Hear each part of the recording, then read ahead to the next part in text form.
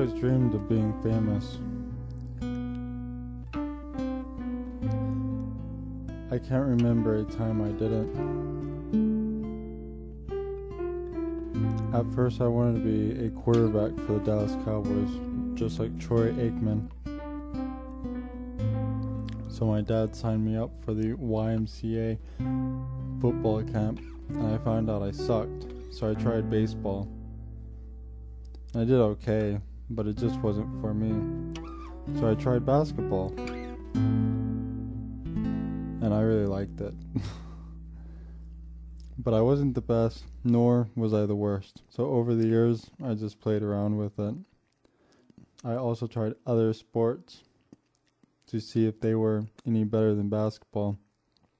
But in middle school, I moved to a apartment that had a basketball court a block away. So it was like a calling for me. I practiced every day. When it rained, I practiced. When it snowed, I would bring my shovel and shovel off the snow. And every day I would run a mile. I did this for about 2 years. When I got to high school, I tried out for the basketball team, and I didn't make the team. The second I got home, I cried all night as my mom tried to make me feel better. But on Christmas Eve, I found out I was moving to Vancouver, Canada. And that's when I met Tina.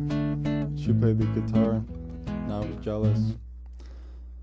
But my stepfather had a few guitars in the basement, so every day I would learn the songs that she knew. In school, I met David, Keith, and John, and they were gods to me. They were the best guitar players I knew, so I studied everything they knew and listened to what they listened to. I also joined the school choir, and I signed up for the music composition class, but sadly the class was full, so I had to wait for the next year to come to try again. I became a band geek, and I was proud of it. And at school, I also played a few shows.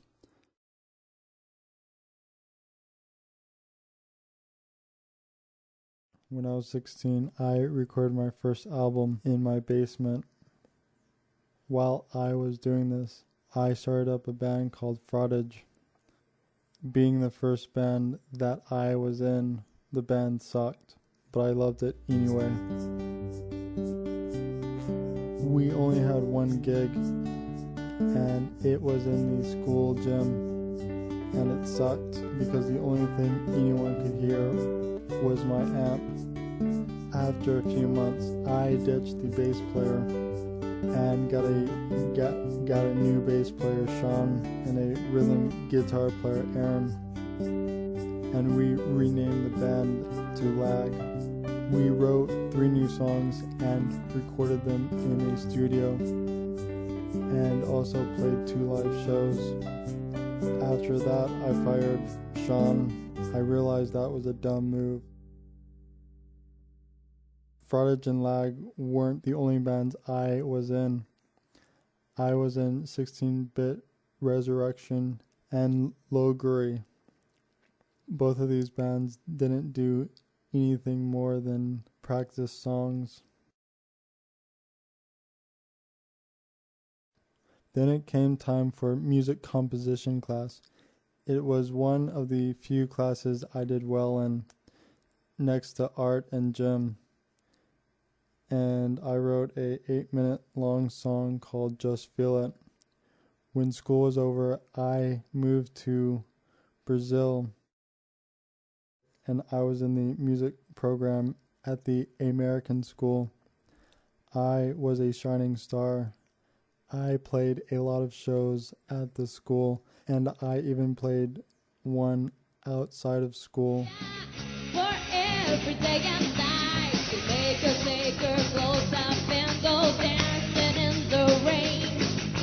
To make you live the crazy life, but to take away your pain.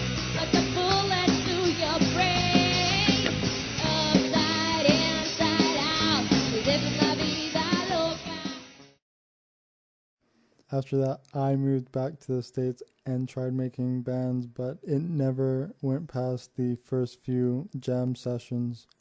But I continued to write and record songs. Things went to shit, and I moved to Lima, Peru with my father. Since then, I have finished a new album. Tomorrow, I will be moving to Washington, D.C.